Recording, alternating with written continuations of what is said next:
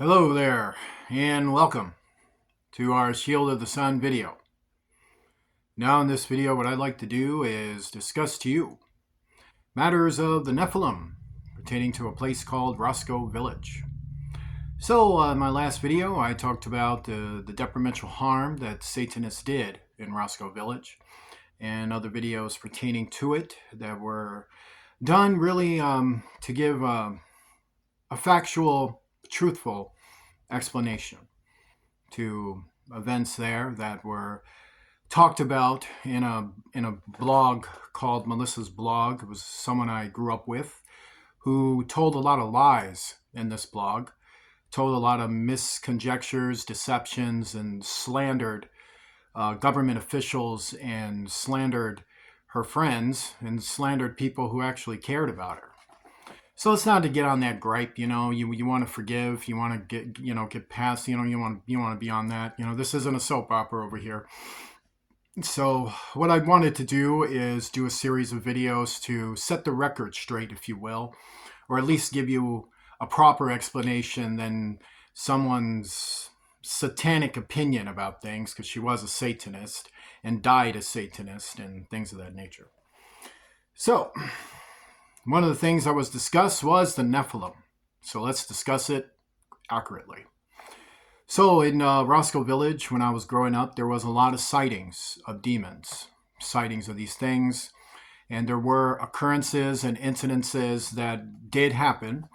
And they happen all over the world, in fact. In fact, there are many places in the world, wherever you have satanic groups who engage in incantation, who engage in formula rituals to conjure to summon or hum or sing vibrational incantations to formula, which is harmonizing words in the vibrational field. After they do these very terrible rituals, they can open up interdimensional doors which are connected to dark portals, and thus they conjure, which is to say opening an unseen interdimensional door that attaches to a sphere, a place where these demons dwell, and then they could then infuse innate within the celestial force physical matter, and then through that physical matter, which is already encoded into them, they can take on a body or a shape and then manifest into our world. So whenever you have Satanists who know about those arts, because you have to understand there's Satanists that are just Satanists, like they could need a hug, or they may have came from child abuse or abusive backgrounds, or they just are looking for attention, something. It could be either one. These persons are not who I'm talking about. So who I'm talking about are individuals who are, in their minds, they would say they're dedicated professional Satanists, but really they're criminals.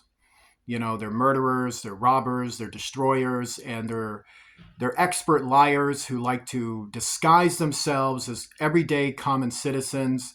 And yes, these Satanists come from your own households. So you got to understand that they come from homes that you're very familiar with. Like you can walk past the street, walk past the neighborhood, and there could be Satanists living there, and you have no idea.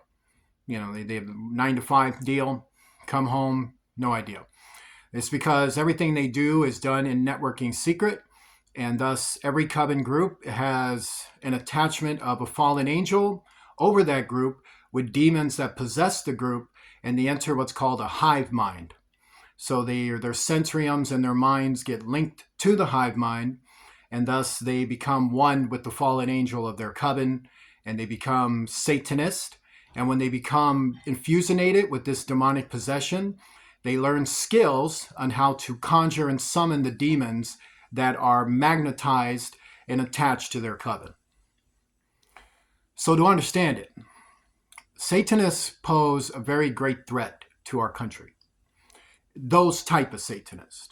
Like the other type of Satanists I talked about wouldn't pose really any threat. They're just kids with dark sunglasses. You just let them walk past the street, maybe give them a hug. Might be surprised. They might go to church. So, but these other ones, well, from what I understand in the case study about it, There were CIA investigations on them. There was FBI investigations on them. There were police investigations on them from detectives, sergeants, even even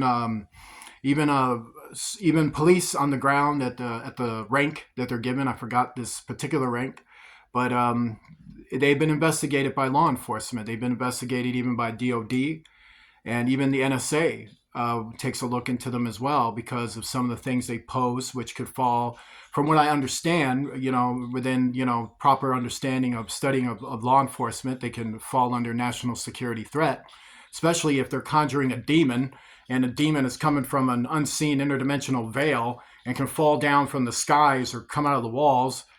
Yeah, that's a national security threat. I mean, you think about what they can do, is quite shocking. And these persons usually are not obvious. They're not obvious individuals. They're not individuals that you can just label or look at. They tend to fit into groups. They tend to be in other groups. They can be in your own community watch or community, or they can be at your job, or they can be in your gang. God forbid you're in a gang. I wish you'd get out. Because they had an MO for doing that too. At least their kids, coming up. Because the reason why these type of Satanists would join gangs is a no-brainer for them. They can kill people and claim it was for a gang, but it's really a ritual sacrifice, what they're doing. And so there's various things like that. They hide. They can be at the bakery, serving you a cheeseburger. You could be working at Burger King, so just so you understand, or they may own it, it's how they're getting funded. So you got to understand that they're not easy to pinpoint, is my point. So these manifestations, let's talk about them. A lot of persons grown up in Roscoe Village, like myself, either seen or became aware or became or heard of these incidences. And me personally, I even knew people that were victims to the Nephilim. So here's the deal about it. So these satanic groups, they will engage in a ritual sacrifice. So what they do starting out is what I explained in the last video, where they ritually kill people in sewers, in basements, in secret locations for which they can get their hands on. Sometimes they may bribe people.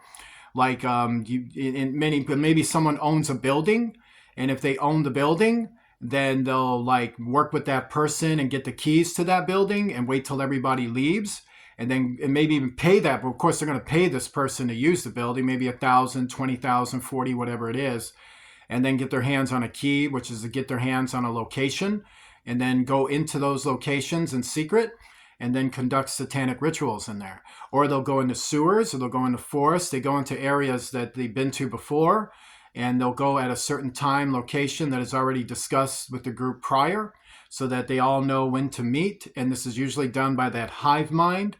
So a lot of them use abilities that is described in the Bible as the seer ability, or the ability to communicate with their minds.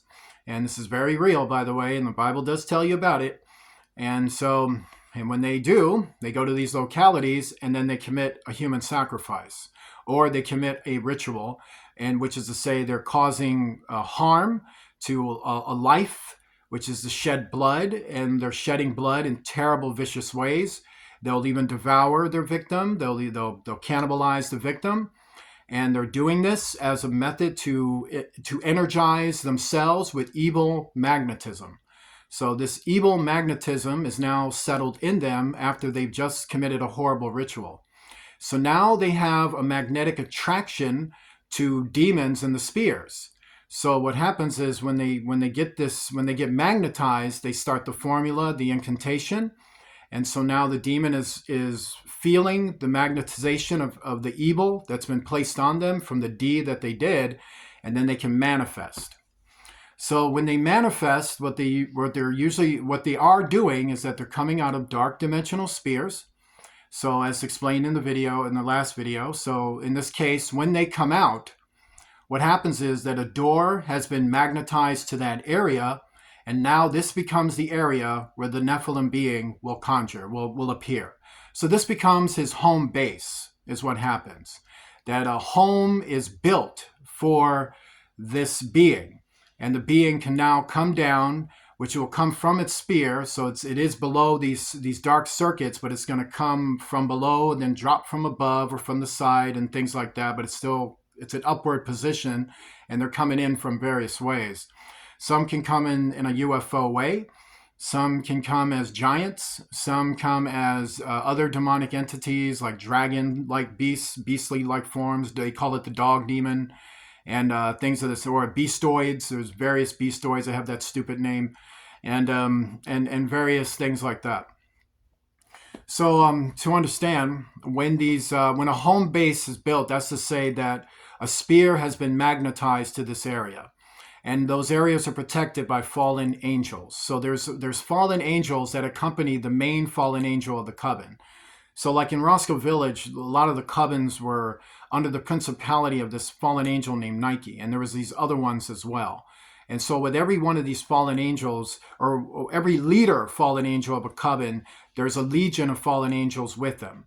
And most of the legion will remain hidden and unseen as tempting spirits, while several to a few will be allowed to manifest with the fallen angel, and they'll literally walk among us, meaning they'll be among you. They can appear human, they appear as men, they can appear as women, and they'll even have sexual relationships with mankind, and they'll interact, they'll do various things. And the purpose of these fallen angels is to protect the satanic coven and the home base of the Nephilim. So in Zechariah, you've seen this description as well. You can read about that in Zechariah chapter 5, where it is telling you exactly that. And so this is the reality that we were dealing with in Roscoe Village.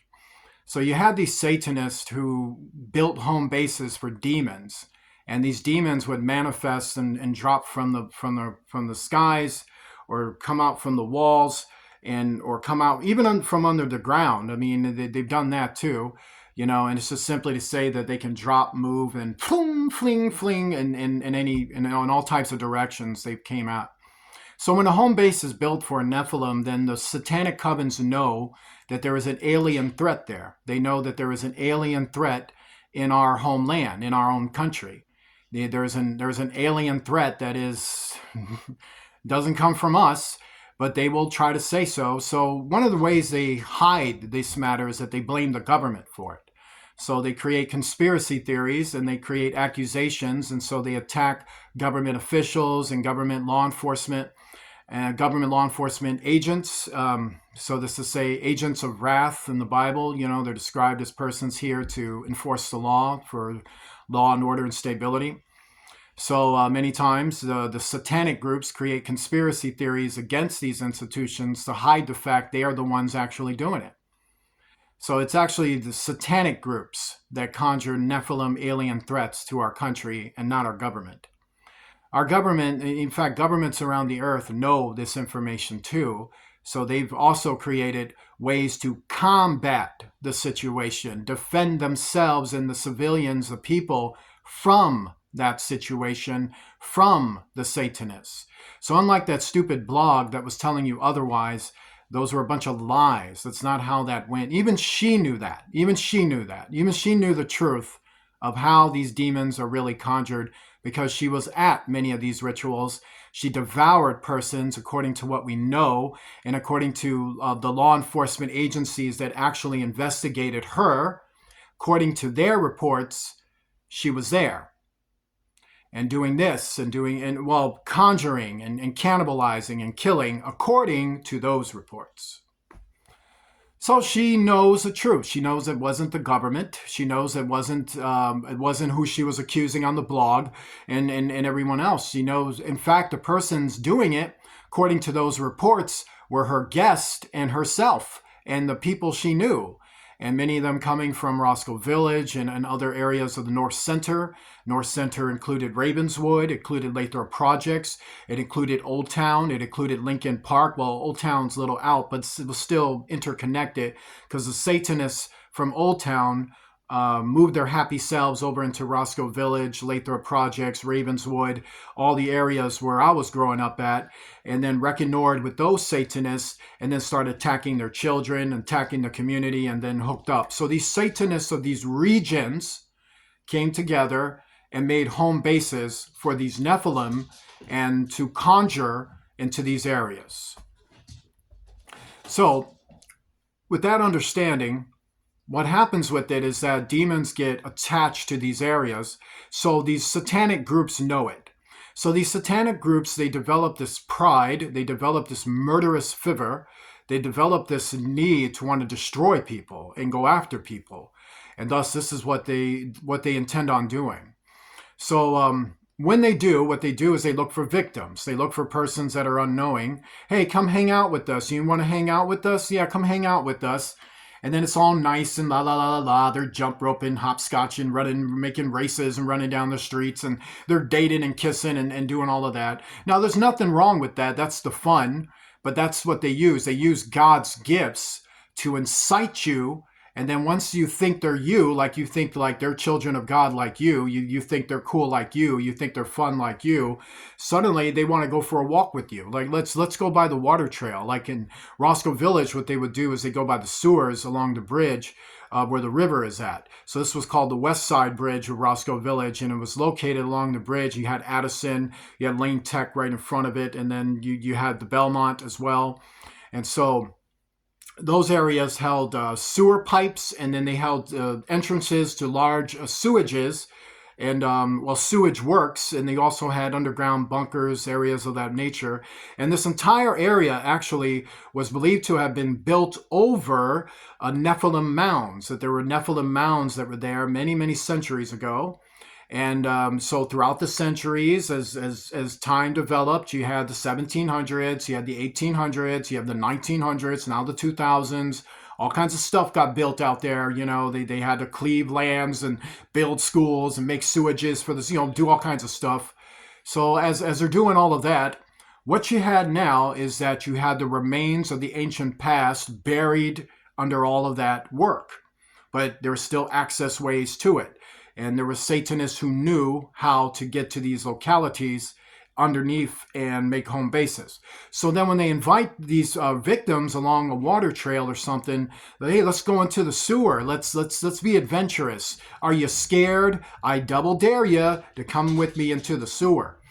So then they would do so. And not realizing that girl standing with them who looks all sunny and nice, and that dude standing with them who's like, you can trust me, babe, I lift weights, is going to take these individuals and bash them against the wall, knock them out, and subject them to be food to the Nephilim that they're going to conjure through the walls, who will come through the walls and devour their victim.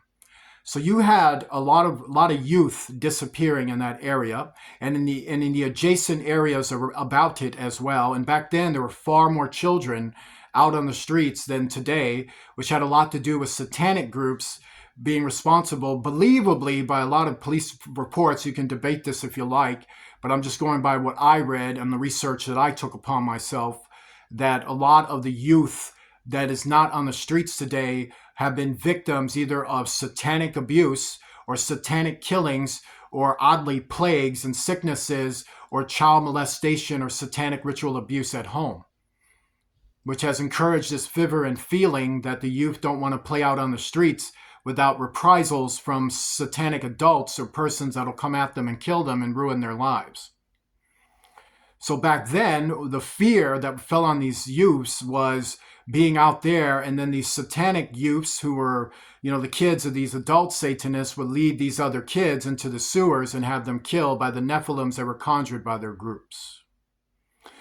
Now that I've told you that, the other matter to it was the death of a lot of these Nephilim. So to understand, there were believed by these reports and others that talked about it as well, that there were law enforcement that would, of a kind that was considered black law enforcement, that enacted justice on behalf of the victims and killed many of the Nephilim that were there. And they knew ways of how to destroy Nephilim.